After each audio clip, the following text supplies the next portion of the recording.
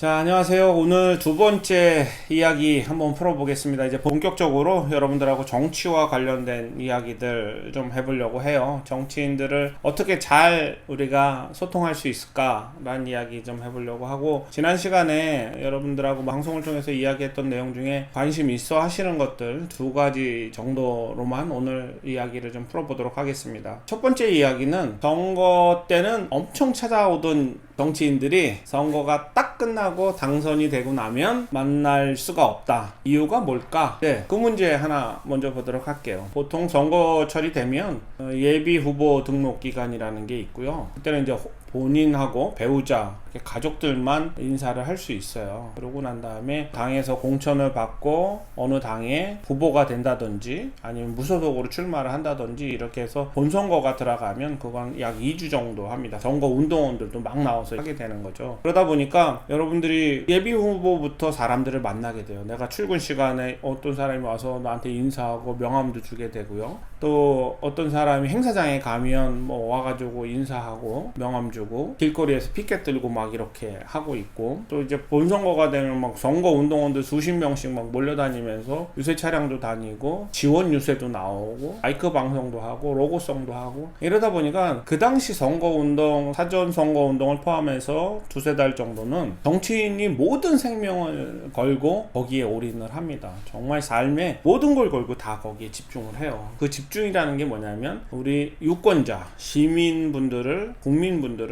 한 명이라도 더 많이 만나려고 그 사람들이 최선의 노력을 다하는 거죠. 그러다 보니까 자주 만나게 될 수밖에 없는 거예요. 내가 동선 자체가 출퇴근 시간 하게 되고 그럴 수밖에 없는 거예요. 그렇게 해서 봤는데, 그때 보는 건 좋아요. 뭐 어찌됐든 뭐 자기들이 만나기를 원하든 내가 만나기를 원하든 만납니다. 그 당시에 또 내가 갖고 있었던 뭐 여러 가지 불편함, 우리 동네, 우리 지역 문제 얘기하면 다 볼펜으로 받아 적어요. 진짜로 다 적고 메모해요.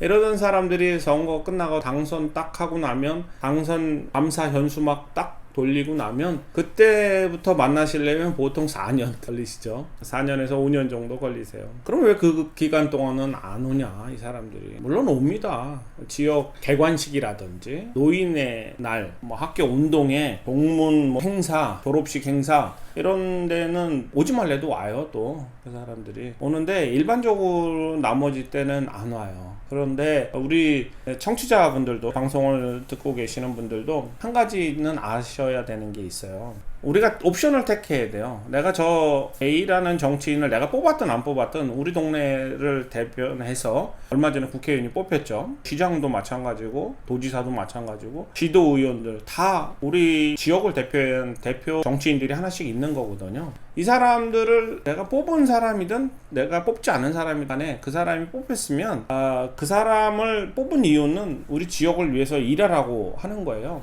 그러니까 이 사람이 일을 잘하고 있게끔 놔두는 것도 좋은 방법이에요. 이 사람이 일을 안 하고 자기 지역구에만 내려와서 사람들한테 얼굴 도장만 찍으면 오히려 당선 가능성은 높아질 수 있어요. 그런데 우리 지역이 불편해질 수 있어요. 그러니까 그 사람이 안 보이면 열심히 지역을 위해서 일하고 있구나, 이렇게 생각하셔도 돼요. 그리고 그 사람들을 감시하려면 각종 홈페이지에 그 사람들이 무슨 조례를 발의했는지, 무슨 법안을 발의했는지 이게 다 올라옵니다. 각 그 지자체 홈페이지에, 국회도 마찬가지예요. 국회 홈페이지에 가면 어느 국회의원, 이 사람들이 무슨 일을 하는지를 내가 이렇게 일거수일투족을 다 감시할 수 있어요. 내가 뽑아준 정치인이 놀고 있구나, 열심히 일하고 있구나, 이거를 다 일일이 확인할 수 있다는 거죠. 그렇기 때문에 사실은 평상시에는 만나기가 어려워요. 그래서 저 정치인이 얼굴도 안 보이네? 약간은 편견일 수 있어요. 첫 방송부터 이렇게 정치인 입장을 두둔하면 안 되는데, 두둔하는 건 아니고 사실 그 사람들이 그래요. 그러다 보니까 내가 부르면 오죠. 근데 그 사람이 그 시간에 우리 지역을 위해서 법안이라든지 예산이라든지 이런 행정적인 서비스를 하는데 공백이 발생할 수 있기 때문에, 내가 일단 뽑아줬으면 열심히 지역을 위해서 일하라고 내버려 두는 게 오히려 좋을 수도 있고, 또 그게 의심스러울잖아요. 뭐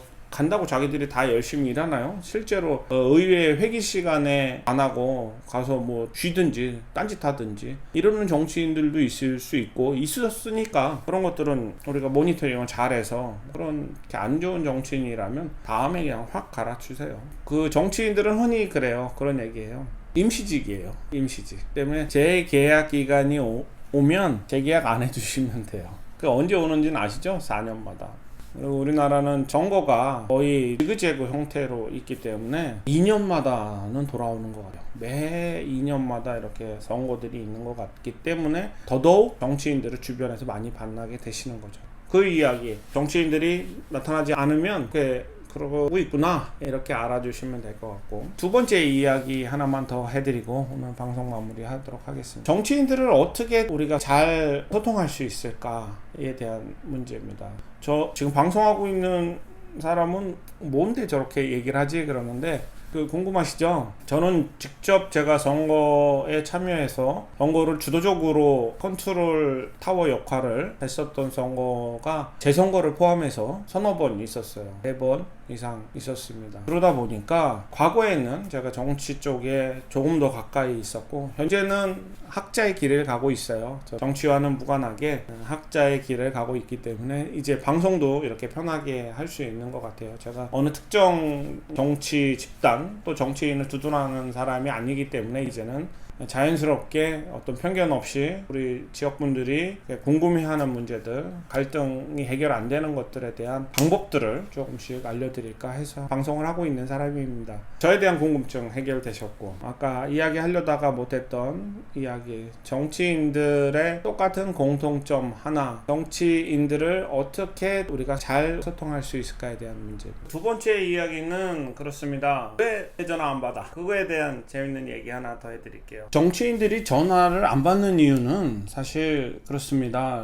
그 사람들이 뽑혀서 그 기간에 자기가 속해 있는 단체로 들어가면 일정이 엄청 빡빡해요. 일정이 하루 시작하는 걸 보면 아마 여러분들 보시면 엄청 놀랄 만큼 작은 단체에 있는 공무원들, 의원이라는 사람들조차도 행사가 이렇게 하루 종일 엄청 많아요. 정치인들은 그런 얘기예요. 정치인들이 이렇게 열심히 일하려고 내가 정말 정치인으로서 열심히 살아야겠다라고 그런 의식을 갖고 일을 하면 힘들어 죽고, 내가 안 하고 그냥 어슬렁 대충 그냥 이렇게 그냥 명예욕만 갖고 이렇게 지내면 또 한가해서 심심해 죽는다는 얘기가 있어요. 두 가지 경우 수가 있는데, 물론 대부분의 좋은 정치인들이 많기를 바라는 게 우리들의 바람인데, 그런 부분들이 현실이 될 수 있게끔 함께 노력해야 되는 것 같아요. 그래서 연락이 되질 않는 경우들이 엄청 많아요. 그렇기 때문에 그 부분에 대해서 전화를 안 받을까 이런 생각하지 마시고요. 자존심? 그거 아니거든요. 내가 을의 입장이 된다라는 생각은 절대 하지 마세요. 우리는 갑입니다. 정치인이 을이고 우리가 갑이기 때문에 절대 그렇게 생각하지 마시고, 전화 안 받으시면 그 사람이 지금 회의를 한다든지 뭐 어떤 미팅을 하고 있다든지 이런 생각을 해주시면 돼요. 그 사람들은 누구하고 약속을 해서 이렇게 이야기 중에 사람을 전화가 오면 그 전화 받으면 민원인이 싫어하시거든요. 병원에 제가 2시간, 3시간 엄청 기다렸다가 의사 선생님 우리가 얼마나 만나요? 30초? 아니면 1분 이렇게 만나고 그냥 나오게 되잖아요. 근데 그 사이에 의사 선생님이 나 진료 받다 말고 막 전화 받고 이러면 제가 기분이 좋겠어요? 진짜 짜증나지. 그러니까 정치인들도 그걸 알기 때문에 누군가 면담 있고 회의 끝나면 그 사이에 또 대기하고 있고 그 사이에 민원인을 만나는데 그 중간에 전화가 오게 되면 알면서도 받을 수가 없어요. 그렇기 때문에 오늘 제 영상에서 드리는 팁, 정치인과 전화 통화하기, 성공하기, 100% 성공하기. 네, 팁을 하나 드릴게요. 정치인 전화번호 어떻게 아냐? 국회의원, 시장, 그렇게 높은 사람들 전화번호 어떻게 알지? 각 홈페이지에 보시면요, 다 전화번호, 개인 전화번호가 나와 있습니다. 국회의원이나 시장 같은 경우는 비서들이 이렇게 휴대폰을 갖고 다니시긴 하는데 그래도 전화 갖고 있어요, 번호가. 그 번호는 홈페이지에서 확인하시면 되고요. 그렇다고 무조건 주면은 큰일 납니다.